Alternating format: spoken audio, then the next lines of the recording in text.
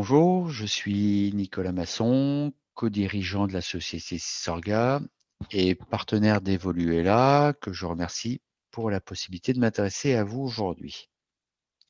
Donc, je voudrais vous parler des différences entre transformation structurelle et transformation organisationnelle.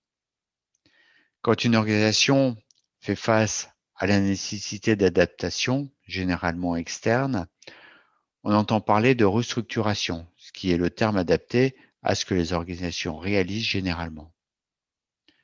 Mais on peut aussi entendre l'utilisation du mot réorganisation. Alors qu'en est-il précisément? Les organisations font face à des pressions externes et internes. Externes, car elles vivent dans un environnement qui bouge et l'organisation doit s'y adapter pour continuer à en faire partie. Et internes, car les membres qui composent l'organisation changent également, car eux aussi sont impactés par leur propre environnement. Et l'organisation doit également y faire face. Alors, dans ces cas-là, que fait généralement l'organisation? Elle a deux choix. Soit elle réalise un changement structurel, soit elle opère un changement organisationnel. Alors, je fais ici référence aux travaux du sociologue François Dupuis, qui a écrit une trilogie. Sa trilogie, c'est Lost in Management, la faillite de la pensée managériale et on ne change pas les entreprises par décret. François Dupuis, dans ses ouvrages et surtout dans le dernier, fait la démonstration de l'approche différenciée entre changement structurel et changement organisationnel. Un changement structurel est une réorganisation qui modifie les process, les procédures, la structure de l'organisation comme les postes, les services. Cette approche présente l'avantage de définir une organisation afin que tous les membres puissent s'y adapter. Par contre, ces réorganisations structurelles ne tiennent pas compte de la réalité du terrain et les membres de l'organisation passent de fait beaucoup de temps à adapter, voire contourner les procédures imposées afin qu'ils puissent réaliser correctement leur travail. La deuxième approche est le changement organisationnel, qu'on peut définir comme étant le design organisationnel. Le design part du principe d'adapter ce qu'on produit aux besoins des utilisateurs.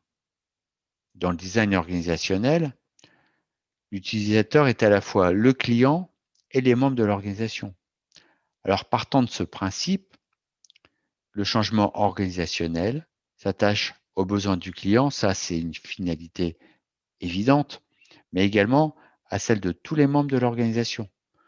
On ne demande donc plus aux membres de se conformer à une structure, mais bien le contraire. On adapte la structure aux besoins des membres. Et du coup, la question générale qu'on se pose est de quoi ont besoin les membres de l'organisation pour répondre aux besoins du client. On passe donc d'une approche où l'on impose par le changement structurel à une approche où l'on écoute par le changement organisationnel. C'est facile à dire, mais c'est pas facile à faire. Tout simplement parce qu'on n'a jamais appris à fonctionner de cette manière. Les grandes écoles de commerce, les écoles d'ingénieurs qu'ont fait les dirigeants et les cadres qui décident dans une organisation ont appris l'approche structurelle. Bien que nombre d'entre eux cherchent à faire autrement et avoir une approche novatrice, les changements restent encore en grande partie structurels. Or, dans le contexte actuel de changements sociétaux fondamentaux dans lesquels les organisations sont directement impactées, les changements structurels ne fonctionnent plus. Nous faisons face à différentes ruptures sociétales selon Marc Levy. La rupture écologique, la rupture numérique, la rupture organisationnelle, la rupture économique et la rupture de sens. Et pour y répondre, les organisations doivent développer des capacités qui leur permettront de répondre à ces ruptures.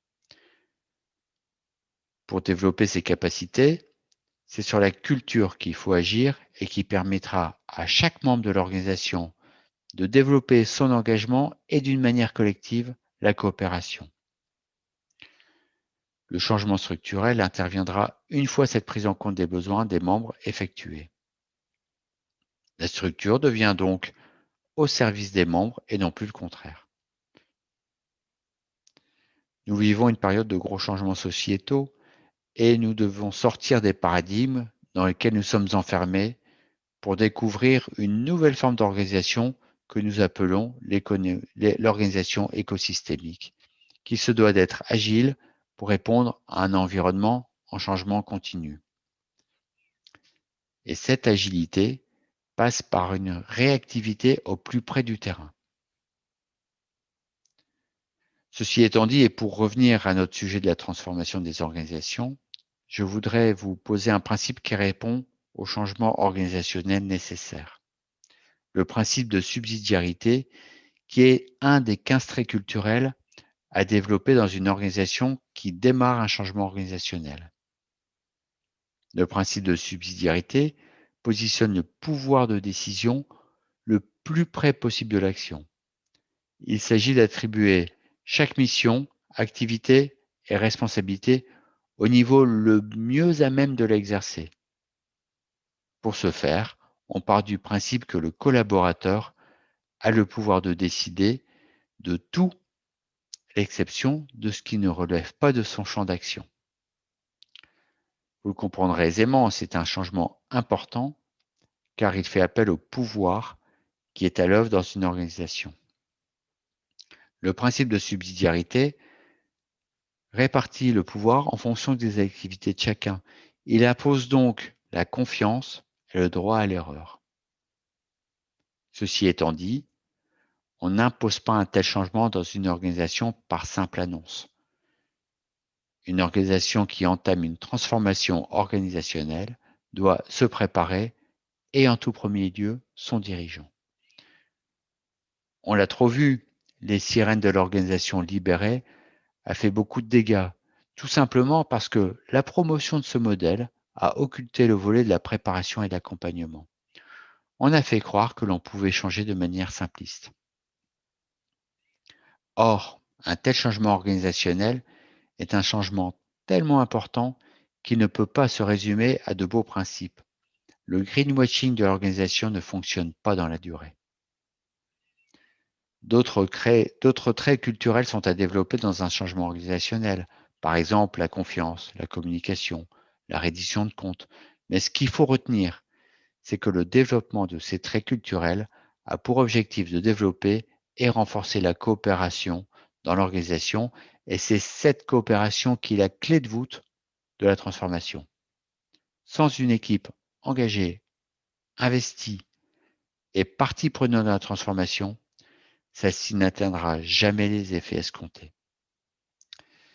Voilà, j'espère que je vous ai apporté quelques éléments intéressants sur la différence entre le changement structurel et le changement organisationnel. À bientôt, merci.